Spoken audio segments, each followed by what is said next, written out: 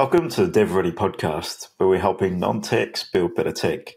Today, we're joined by Steven Ristevski. He is the principal at SR Link, effectively helping people with sales and network. We all need more sales. We're always looking for more customers that we can serve, help, and add value to. And one of the key things is how. And I brought Steven on today just to give a bit of insight of years of sales experience, what can work online, offline, and what's a good mix to get in front of customers. Steven, thanks for joining us. No, thank you, Andrew. Pleasure to be here. For everyone out there, give us a bit of background about you, just to give people a bit of context. What type of experience you had in the past and how you now help a bunch of customers in the space of probably technology solutions and a couple other spaces with their sales and networking. Yeah, so Andrew, I've pretty much been in sales since I started my working experience and pretty much fell into that. Out of high school, didn't know what I wanted to do. I did a clerical traineeship with KPMG. Then I went to a stationery company, which was the old Staples, and then found myself in sales. And then I started my sales journey, I'll say, when I started working for a company called IQPC, which is a conference company, where I pretty much learned how to sell. Before that, I thought I knew how to sell, but I didn't, and working with a company like that was very beneficial for me, as we learned a lot, about problem solving and what problems the customers are having and matching up our solution, which was the conference. And the beauty of that was every 6 weeks, I'm on a new project. I could be working on a mining project. I could be working on a government project, and every project was different. Okay. They trained us well. They trained us in terms for what we needed to know and so forth. But every project was different. And pretty much that leads me to where I am today as well, where I've got about 5 or 6 clients where I'm helping them get in front of decision makers and influencers to sell their products and services. So I've got a client that sells cybersecurity. I've got a client that sells cloud solutions. I've got a client that sells data analytics solutions. I've got a client that sells operational solutions. And in the past, I even had a client that created a labour hire app, which I was helping them get in front of decision makers. So what I'm good at, I'm very diverse. It doesn't matter what product, what industry, or what my clients need or my future clients need. I'm comfortable in ringing them up and, getting in front of decision makers that's actually going to, help my clients, if that makes sense. So in terms of, let's start at the beginning. So you basically learn a lot at the conference component or working in the conference center experience. Tell us a bit about that. So what did you learn there? So what are the things you mentioned that before you were there, you thought you knew how to sell and you started getting some training and else around that. What were some of the things that were key takeaways for you that you're still obviously utilizing today? Yeah. So basically, you need to engage people from the beginning, you got a few seconds to engage somebody. So you need to, once that person picks up the phone, you need to know exactly what his job title is, what his job role is, and be confident in what you're selling. And you need to tell them these are the solutions. These are the challenges all other CIOs are having or all other CTOs are having. And 9 times out of 10, everybody's having those challenges. So you need to do your research first to find out what the market's doing, what everybody's struggling with. And that's where, I guess, when I was in conferencing, that's where they would teach me and they'd do all these market research and find out what their problems are. And we create a pitch or a VP, which is called. And pretty much what I'm doing at the moment with my clients, they help me understand what their value proposition is and what their solution is. And then I go away and create a pitch that's going to engage a prospect for them. And then, which I set up an introductory meeting with them. And then they've got that opportunity to sell their products and services, build that relationship, build that rapport, and just basically being in front of them. Because at the end of the day, if it wasn't for me, like, for example, they wouldn't have had that opportunity. Yes, they might have got it in other ways or something like that, but that particular opportunity I helped create, if that makes sense. And going back to the conference game is just more of understanding what the client's needs are and what the prospect's needs are, and just really engaging with them and having a conversation. You know, you need to have a conversation. You need to understand what they're talking about and so forth. And like, I'm not an expert in the solution, but I need to have an understanding of what some of their stuff is. And that's what I do. In the end, right, so it's at the beginning of a conversation, I think in the right mark here, it's more about key problems and challenges rather than here's the solution and let's talk about 20 dot points of what it delivers anyway. You're going to lose people straight away. You have to make it more about them. So the reality is it's all about them. You're here to serve, help, understand where they're at.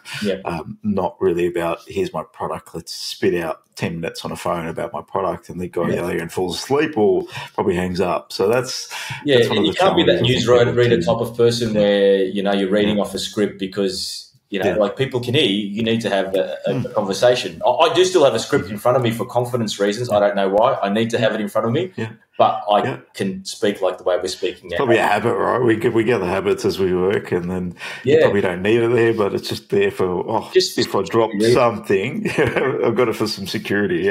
Makes sense.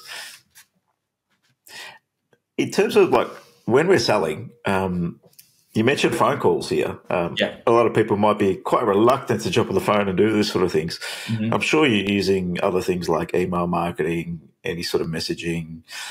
Well, the reality is still cold calling. There is a lot of value in that. Yeah, for me personally, it's probably maybe showing my age. It's definitely works better for me. I've been told I've got a good phone voice, which helps. And it's... For me, cold calling is still working, but it is a lot harder than it was 10 years ago with, for example, like you get a lot of call centers calling from mobiles, which makes things a lot more difficult. 15 years ago, I wouldn't leave a voicemail message. These days, I am leaving voicemail messages. I follow up with emails. Even texting these days, like 10 years ago, 15 years ago, texting somebody. There's no way. Are you crazy? You know, you got to text these days, you know, it might not be an intro. It might be a last resort as an intro, but having a conversation with somebody or, you know, finding out when's going to be a good time to speak and stuff like that, you know, you got to text. So everything's changed in the last 10, 15 years, but at the end of the day, it still comes down to building rapport and being different to other people, being different, you know, that's what it's all about. You know, you got to be different. Like I've built my network via LinkedIn, which is majority. I feel like I have a good rapport with most people on there. So it's all about building rapport and just creating value for them. That's what it's about. And even if you set up an intro meeting and it's not successful for the client or for the prospect, I'll go then and have a conversation with the prospect and see what happened. You know, did you still get value out of it and so forth? You know, because I pride myself on not nobody getting their time wasted. You know what I mean? That's the last thing I want to do. You know, so I want my client to be happy, potentially continue a relationship. Doesn't always work like that, and I want my prospect to be happy. You know what? It was informative, but it's just not for us. You know what I mean? Yeah, okay. And just keep on building that relationship, you know? That's the goal. No, it's an important thing to take away. How do you find your prospects? So you mentioned job, role title, understanding their core problems. What do you generally do to find prospects? So people out there trying to find new prospects in their target audience, what might they do? Yeah, so it's 90% LinkedIn. 90% LinkedIn. Like my client will tell me who their target market is, who their job title is, and I will go on LinkedIn and I will research. I'll research my client, the prospect, and I'll research what they're doing, what their focus is. I'll look at their brief. I'll see some of that, and then if I can marry up something that my client does, my client can help with, that he is actually in their job role, I'll speak to them about it. And there's a new thing now at the moment that's out on LinkedIn. It's called Account IQ, which gives a little bit of a breakdown of what the client, what the prospect does, what some of their challenges are, profit, losses, like they'll feed off or scrape off annual reports and so forth. So it gives you a bit of a snapshot so you can actually be a lot more prepared and try and build a bit of rapport with that customer. It's always good to know a bit about them, like not always you find out a little about them, but like it's always good if you do. Yeah, knowing you're a Maradona fan is quite useful sometimes. Yeah, well, start a soccer conversation. And we're people, right? We want to connect in different ways. It's not just about business. Yeah. You mentioned calling people. I've noticed being on LinkedIn, it's not that simple to get a phone number. What process do you use there to get the prospect's phone number? What are you generally doing? There's a software called Lusha or Lucia. I'm not too sure how you pronounce it. Which there is a fee for it, but it actually scrapes the number from LinkedIn somehow, or I'm in sales. Could be various sources, I think. How it works or anything like that. Okay. And then if the client asks where you got that number from, I'm open and honest. I got it from Lusha, and the client or the prospect is always open to. And I tell them straight away, if I'll get hundreds of these, I'll say, look, email lusha.com. And you can get taken off the list. There's no dramas. It doesn't impact me, And then the next day I'll get an email saying hundreds of phone calls. That's probably the biggest challenge that you face when you're making calls. If anybody's watching that wants to be taken off Lusha, email them. Email them, lusha.com, and you'll be off the list. But give me your mobile number first. Before you remove some prospects. Like it. Let's be real and blunt and honest around sales, because a lot of people, when I talk to a lot of founders, people that are building technology, the likelihood of them enjoying sales is not so high. There's a bit of a stigma around it, the whole sales stigma, just another sales guy, another sales call. How do you get around that, and how do you continuously build habits to drive continuous network growth and connection to people? What's in you that actually enables you to do that, Steve? What's a daily process or a weekly process that you follow just to keep it ticking along? Because it is a habit-forming system. It's like anything. You need a system around it. Otherwise, it's just you do two things on Monday and nothing happens for the rest of the week. There's going to be no traction in that. So what sort of systems do you put in place at your end to keep continuous and keep consistency?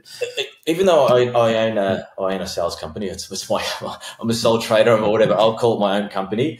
I don't really use a CRM at the moment. At the moment, I just use Sales Navigator, where I put prospects in a leads list.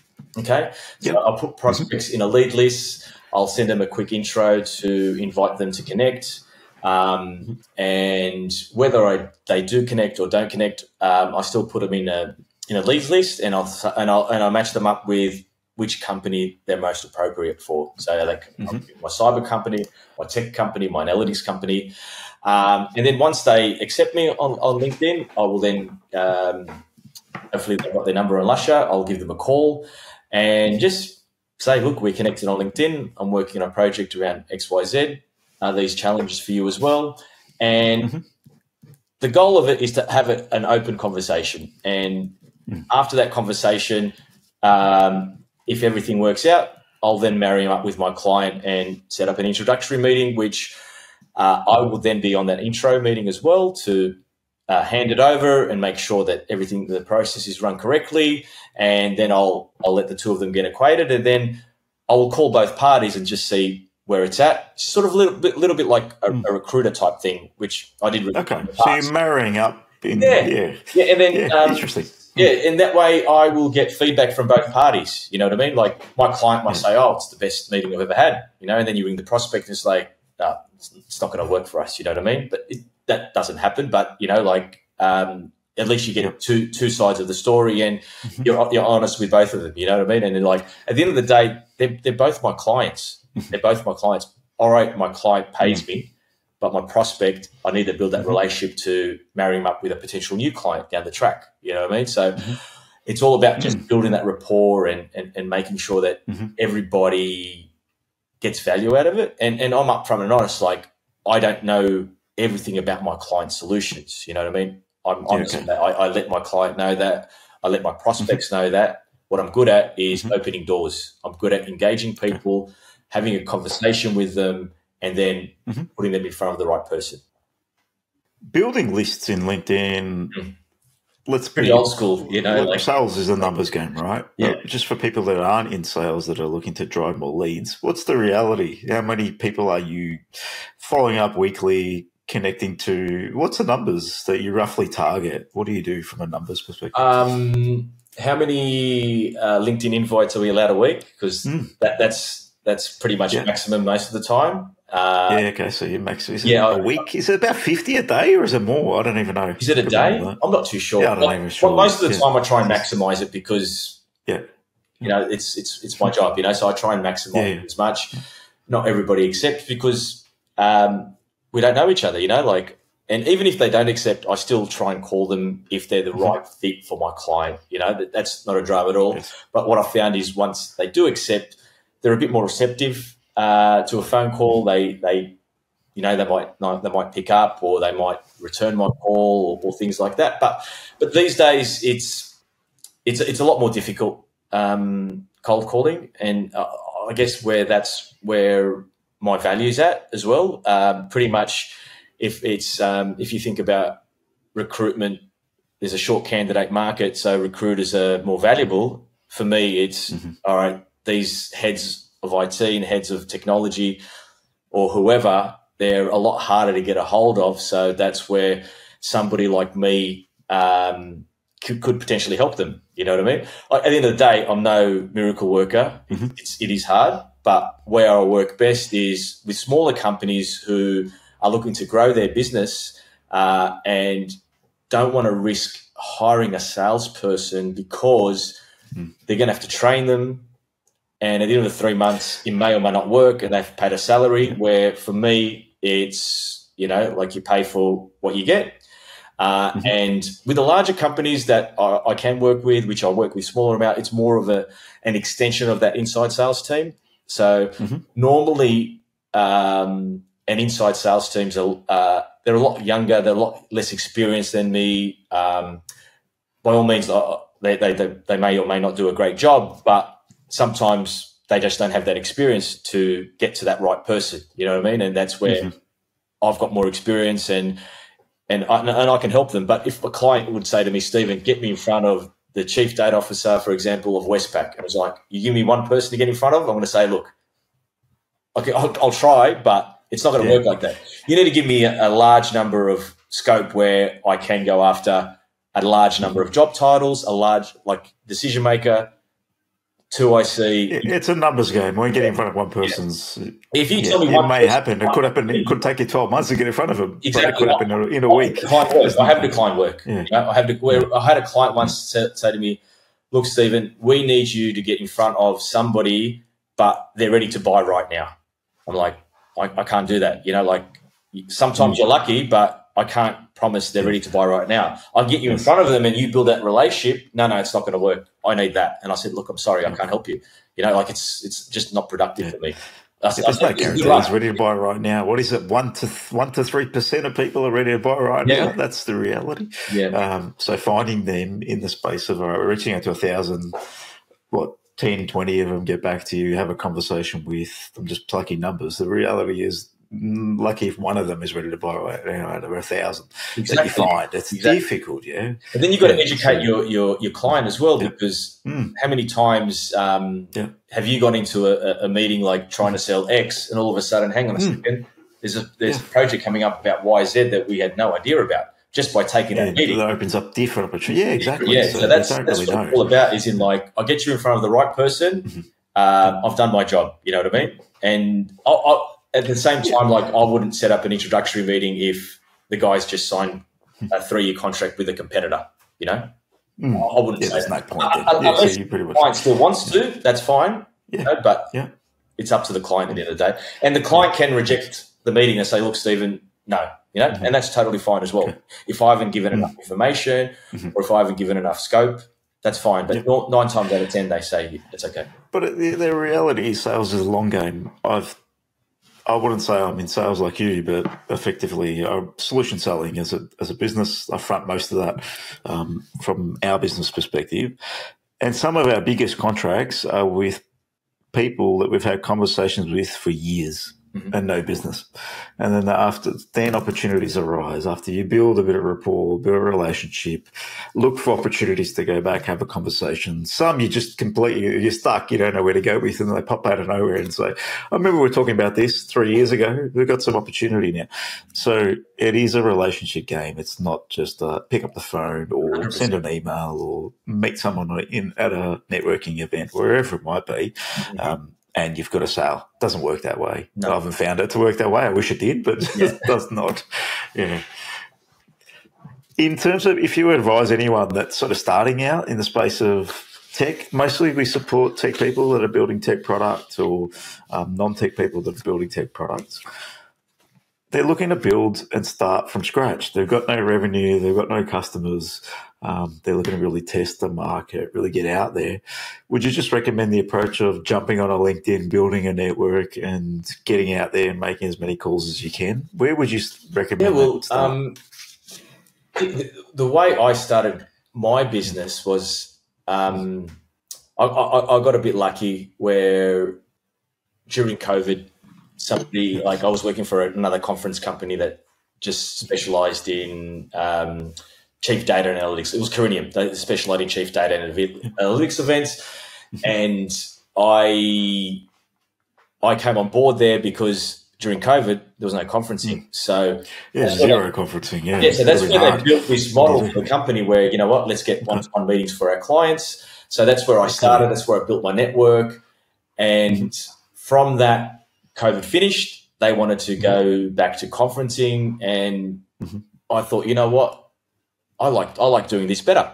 You know what I mean? So, in answering that, it's a lot of networking. Yeah. So if you build rapport with a client, and if you build rapport with a prospect, you can do anything. You know what I mean? But at the end of the day, like I've been in sales a long time. For somebody that hasn't done sales, or for somebody that's come out of university or something like that, it would be very, very difficult for them to win new business, in my opinion.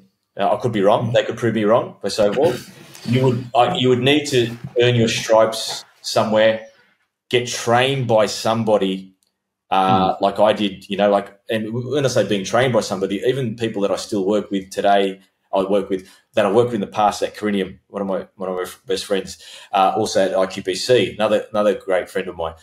I'm ringing them asking for help. What would you do in this situation? What would you do in this situation? You know, like, yes, I own my own business. Someone to feed off, like, yeah, I've got no qualms in, you know, asking for help. You know what I mean? Like, I still believe that they're probably even better salespeople than me. Like, I'm not ashamed to say it. You know what I mean? That's why I'm always asking for help. You know, and I want to be better. You know, so yeah, to start doing this, if you've got sales experience, 100%, you can go in there, try and win some clients, stay away from my clients, but yeah, you can go in there and, you know, just have a go. Yeah, brilliant, Steve. In terms of, you mentioned a bit earlier around get some training. I think I was off the call, you mentioned spin selling and things like this. Yeah, are there any courses or things you'd recommend to people that are really early on that you'd recommend to have a look at? I got lucky when I was working with IQPC. They trained me, and it's pretty much it wasn't like school, but like you had to be disciplined. You know what I mean? Like there was a lot of training. Every week we'll have call training. All right, you did this wrong. You did that wrong. You're reading this. You need to ask this question in that time. You need to do this. So in terms for courses, I've literally got no idea. I really don't. That's okay. But you just actually reminded me, like my first TAFE after high school, I did a selling TAFE course. But yeah, that didn't help me. But there was a course. Not much at TAFE generally helps. Yeah. Real life is where you learn a lot. I wouldn't know about any courses, but if you've got what I can recommend, if you've got somebody that you've worked with or you're working with that is like a mentor type where you can just be a sponge and just learn as much as you can. And yeah, That's all it is. It is a numbers game. It's focus, but it's always good to talk to people about it and ask if you can do better. What should I do in this situation? And I've got no qualms in asking people, how can I do this better? And even sometimes when I'm pitching a prospect, you know what I mean? Mm. They've given me the conversation come back as a no, but they've actually given me some feedback and so forth. And I'm happy to take any feedback. Oh, you need feedback in life. That's learning. Mm-hmm. You don't learn if you don't accept or look for feedback. The reality is we need to be looking for that. That's how we improve. That's how we add more value. I think you mentioned earlier in the conversation, it's like a client has the best meeting ever and the prospect is not interested at all. Mm-hmm. But they could learn from that if they've got the feedback from the prospect and this is the challenges or these particular things you spoke about are no interest to me at all. But if you spoke about this, this and this, maybe there would have been a better opportunity. So those things are important if you want to get better at what we're doing, add more value to people. Steven, thank you. That was a good little snapshot around what sales could look like, especially in the early days of any sort of business. Mm-hmm. That's sales 101 in any size business reality. Mm-hmm. So you're always looking to build network, to have conversations, to build rapport, even if you're starting out small or you're in your 200-300 man business. So thank you for joining us and sharing your insights on the DevReady Podcast. Really appreciate your time today. No dramas at all. I sort of lost you at the end, but I think you're wrapping it up. If anyone wants to reach out and maybe have a chat to you about their sales strategy, where can they reach you, Steve? Yeah, I'm on LinkedIn, Steven Ristevski. My mobile number is 0414 538 701. And so that's probably the best way to reach me. And my email is steven@srlink.com.au. Happy to have a chat with anybody and everybody. And I appreciate it, Steven. Thanks for joining us, mate. No worries. Thanks, Andrew.